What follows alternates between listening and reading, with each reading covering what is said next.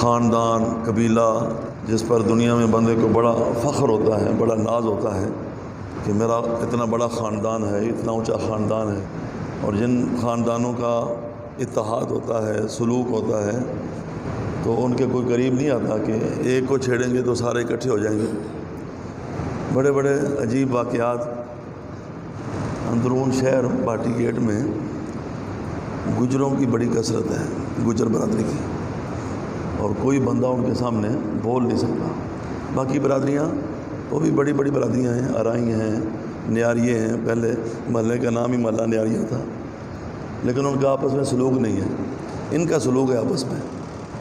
اور جتنے بھی آپس میں لڑے ہوئے ہوں، دوسری برادری کا بندہ کوئی کسی ایک کو چھیڑ دے تو سارے اکٹھے ہو جاتے ہیں۔ ایک دن میں جمعرات کو داتا صاحب گیا اور مغرب کی نماز پڑھ کے میں آیا تو تھانے کے سامنے پٹھان ہی پٹھان اکٹھے تھے۔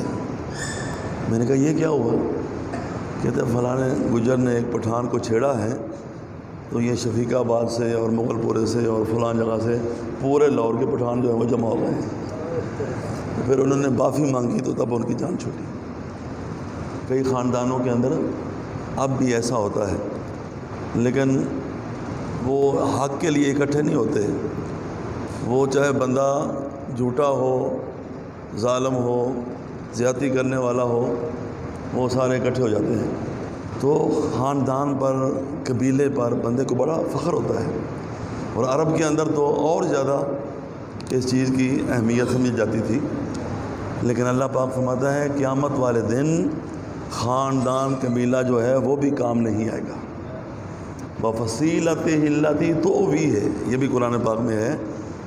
اور وہ خاندان، وہ قبیلہ جو مشکل وقت میں اس کا ساتھ دیتا تھا، اس کو ٹھکانہ دیتا تھا، اس کی مدد کرتا تھا، قیامت والے دن وہ بھی کسی کی مدد نہیں کریں گے۔